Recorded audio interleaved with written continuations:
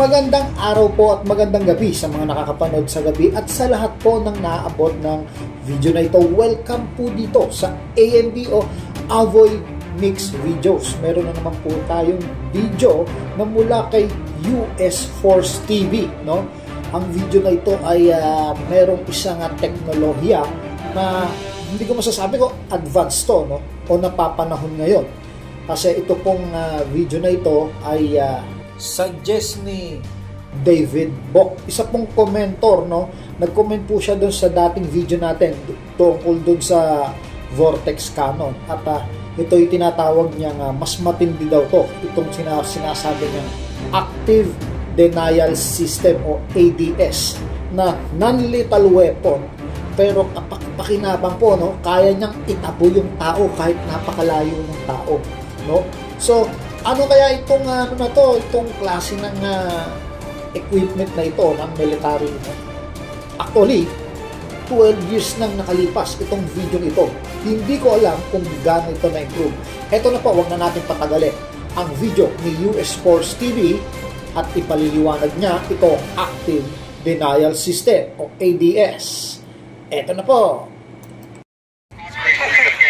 Marines and several other DoD representatives had quite the heated demonstration at Quantico, Virginia from the Joint Non-Lethal Weapons Directorate. This is a military area. Move away from the perimeter. I say again, this is a military area.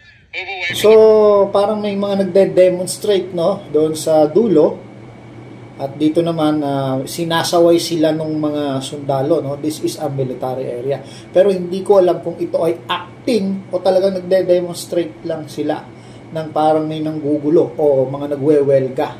No, sige, tuloy natin yung ating video. Their new active denial system boasts a reach. So iyan po yung nakikita nyong radar doon sa taas. Ito po yung tinatawag na active denial system o ADS na weapon, non-lethal weapon. Pero ano kaya epekto nito, no? Tingnan natin. Far beyond any other non-lethal system. Well, it's a versatile system, and it has a range of non-lethal capability that we can't even come close to with any of our fielded systems today that are in our military forces. About 7 football fields to give it some perspective. It can deter individuals on a military perimeter all the way up to a riotous crowd, all without permanent harm. It only penetrates 1/64 of an inch of your Yan, skin. ang babato ho. Yan. It's very shallow. Parang acting lang, di ba? Oh! Nagtakbuhan ho yung mga tao, parang sa lagay nun, parang tinira sila, no? Parang acting, no? Parang para silang nagwewelga, no? At nambabato, no? Parang mga sila, no? Yung mga demonstrador, no? Nakalaban ng gobyerno. Tingin ko ganun, no? Parang hinire ito, parang sample lang ito. Hindi talaga sila nagwawala kasi nasa private area yan, no? Military base yan. So, acting ito. So, ite-testing kasi siguro yung device. Kung mapansin nyo, nagtakbuhan sila, maaaring tinira sila, no? Yung may something na gumulo sa kanila, no? Kaya sila nagtakbuhan. Hindi natin alam kung anong naramdaman nila. Ngayon, kung makikita nyo yung nasa video, yan po yung tinatawag nila nga, parang yung radar na yon, yung square, sa taas ng building, ng building tuloy sa taas ng jeep, no? Parang military jeep. Yun yung sinasabi nilang ADS o yung Active Denial System, no? So, tuloy natin ang video, tingnan natin. No permanent injury caused by it. Very safe system. We build in some safety margins. Stop natin, no? Nako-control siya, no? May camera. Tapos, kung sino yung gusto mong patamaan, no? So, tuloy ulit natin. Training for the operators. They even let any of the guests volunteer to test out its effectiveness and safety, including the Assistant Commandant of the Marine Corps, Sergeant Major of the Marine Corps, and Assistant Secretary of the Navy. Parang yung mainit siya, no? Parang na-oven ka. May nararamdaman sila na mainit, na masakit siguro sa balat, kaya umaalis sila, Tendency, Para hindi ka madarang doon, umalis ka. Umalis ka sa area na yon, no? O tumabi ka. So tingin ko ito, okay ito sa, very mo 12 years na ito, no? Yung pinag-uusapan dito. 12 years na to kasi yung video 12 years ago. Dapat meron ito yung PCG natin, no? Tama yung sinabi ng commentator, no? Mas effective ito, no? Halimbawa, may nagle-laser sa atin, galing dun sa CCG, China Coast Guard. Ito naman PCG, babanatan niya nito kasi namomonitor pala to, may camera, no? Naaasinta sa camera. So, yung nagle-laser na yan, kung titirahin niya nito, no? Ang layo siguro niya, hindi natin alam kung gaano. Kasi sa football field yata ginanap yun or sa golf field ba, parang gano'n. Ano? So, kailangan malayo. So, ito parang naalala ko to Meron ito sa movie, no? Hindi ko alam kung anong klase yun. Na parang ganyan din. Pero parang, alam niyo yung part 2 ng Incredible Hulk, no? Yung merong something na military equipment doon na binabato kay Incredible Hulk, tapos sinaharangan niya at nahirap si Incredible Hulk labanan. Parang something, microwave blast. So parang ganito siya, no, yung concept. So ituloy na ulit natin. Described it as feeling like a hot oven or grill being opened up. It is something that, once again, probably the safest system that we've developed as far as the non-lethal capability.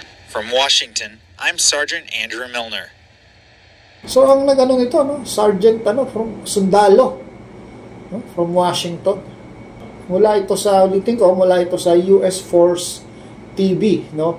So yung video na panood nyo, ito, yan, ulitin natin, no? Yung video na napapanood nyo na yan sa screen ay kanilang po siya, tinatawag na demo, dinidemo nila, sabi nga nila, non-lethal weapon, no? Although masakit siguro sa balat, no, parang napapaso ka, pero hindi ganon, no? Hindi ganon, no? Parang napapakiramdaman mo lang sa balat mo, ganon. So may senses yung tao, yun yung inaral nila, na para hindi ka makatagal doon, aalis ka na lang. So imagine nyo, merong ganito yung PCG natin, no? Siguro sa isang barko, meron silang mga 3 o 2 ganyan. Tapos ibibira natin dun sa nagtatangkang mga kalaban na gustong pumasok, manakop sa ating teritoryo. Kagaya ng mga makakapal na mukha na CCG, China Coast Guard. Ano?